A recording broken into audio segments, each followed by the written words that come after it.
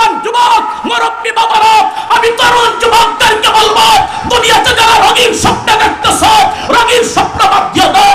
যারা উঠতি বয়সে আছো, তোমাদেরকে বলবো, উলামায়ে কেরামকে বলবো, বসার সময় নাই। এই দেশে কাদিয়ানীদেরকে কবর রচনা করার জন্য পীর মুক্তার মতো বুকের টান করে এইভাবে দাঁড়াইতে হবে। এই দেশের মধ্যে কাদিয়ানীদেরকে কবর রচনা হবে, ঠিক কিনা?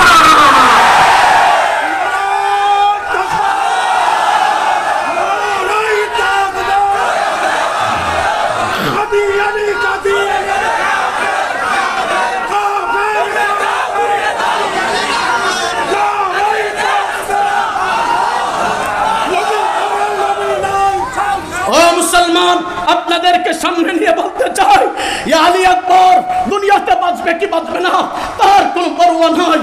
একদিন মরতে হবে। স্ত্রী আলহামদুলিল্লাহ দুনিয়াতে স্বপ্ন ছিল একটা বিয়ে করব, আমারে হয়তো একটা মেয়ে দিবেন অথবা ছেলে সন্তান দিবে। আলহামদুলিল্লাহ আল্লাহ আমারে দুইটা মেয়ে সন্তান দিয়েছে। ও মুসলমান, স্বপ্ন ছিল আমার মা বাবাকে নিয়ে আমি শান্তিতে কয়েকদিন বসবাস করব, একটা ঘরের প্রয়োজন, তা হয়ে গেছে। ও মুসলমান, আপনি নবীর পক্ষে বললো মরতে হবে, না বললো মরতে হবে। ও পঞ্চগড়ের মুসলমান, কুত্তাবিলের মতন মরে লাভ নাই। আপনার যদি মরতে হয় নবীর জন্য মরতে হবে, ইসলামের জন্য মরতে হবে।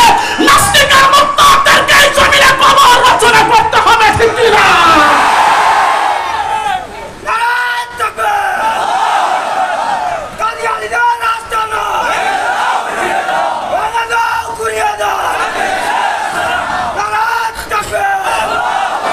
অন্তর্বর্তীকালীন সরকার ডক্টর ইউনূস সাহেবকে বলবো, কাদিয়ানীদের বিরুদ্ধে লড়াই করতে গিয়ে যে সমস্ত উলামায়ে কেরামের বিরুদ্ধে মামলা চলমান আছে, সমস্ত উলামায়ে কেরামের মামলাকে প্রত্যাহার করতে হবে, ঠিক কিনা?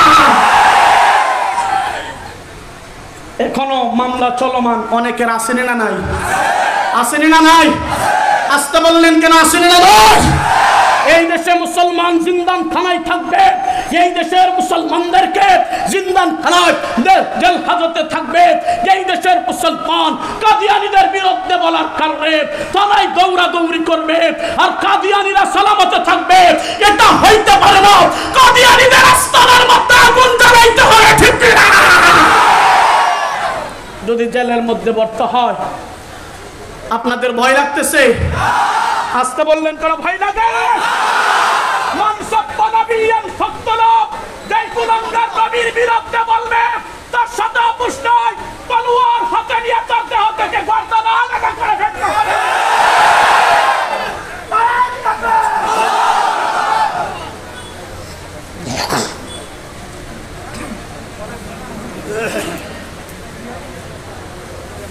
ও মুসলমান, ভয় লাগতেছে?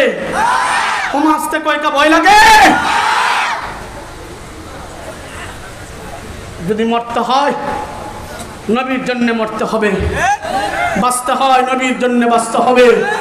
আলহামদুলিল্লাহ, আমি নজর করে দেখেছি আমার কলিজার টুকরা রেজাউল করিম আবরার ভাই গোটা বাংলাদেশের মধ্যে খাতমে নবুয়ত নিয়ে ইতিমধ্যেই নেমে পড়েছে, ঠিক কিনা জোরে বলেন? ও মুসলমান, আমি নজর করে দেখেছি পীর সাহেব শেখে চরমোনায় আলহামদুলিল্লাহ ভূমিকা নিয়েছে। ও মুসলমান, ইনশাআল্লাহ ইসলামী আন্দোলন বাংলাদেশের মাধ্যমে বাংলার জমিনে কাদিয়ানীদেরকে সর্বোচ্চ কাফির বলে ঘোষণা করা হবে, ঠিক কিনা?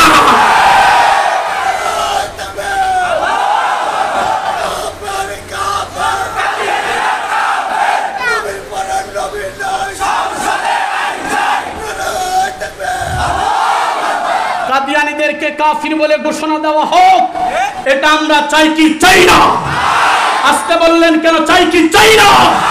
ও মুসলমান, যদি পীর সাহেব শেখে চরমোনায় আল্লামা মামুনুল হক সাহেব আমির হেফাজতে সাজিদুর রহমান সাহেবের মাধ্যমে যদি কাদিয়ানীদেরকে কাফির বলে ঘোষণা দেওয়ার জন্য আল্লাহু আকবার দেওয়া হয়, সাজিদ হাতে কে কে রাজি আছে? হাত তোলো।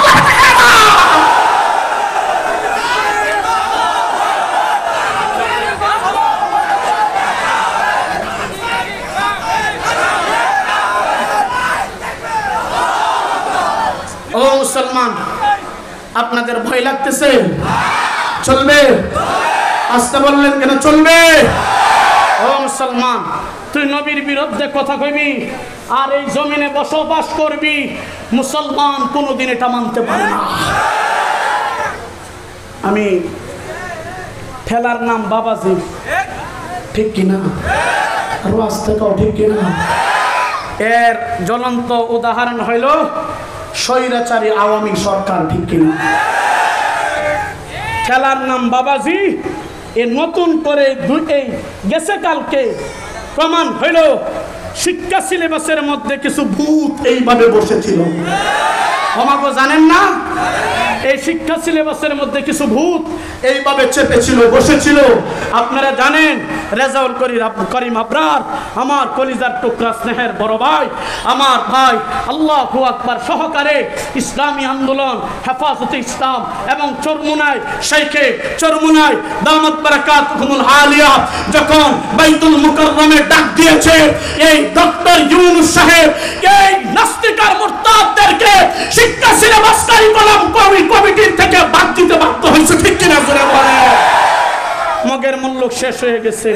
যে আল্লাহর কোরআনকে মানে না, মুনকিরিনে হাদিস, এই কুলাঙ্গার শিক্ষা সিলেবাসের মধ্যে বৈশা শিক্ষা সিলেবাস প্রণয়ন করবে, আর আমরা বসে বসে দেখব এটা হইতে পারে। আরো আসতে কেউ হইতে পারে? ও মুসলমান, এই দেশের মুসলমান জীবন দিতে পারে, রক্ত দিতে পারে, কিন্তু নবীর বিরুদ্ধে এই দেশের মুসলমানের দ্বীন ও তাহযীবের বিরুদ্ধে বললে মানতে পারে? আর একটু জোরে বলেন না, পারে? ও মুসলমান, বলতেছিলাম আল্লাহর রাসূল সাল্লাল্লাহু আলাইহি ওয়াসাল্লামের বিরুদ্ধে বলেছিল আব্দুর রহমান এই গুস্তাখে রাসূলকে জাহান্নামে পাঠায়া। تذكر يوما كنت تعانق دمعة الفكر تناجي الله في صبر وترجو رحمة تسري. تذكر يوما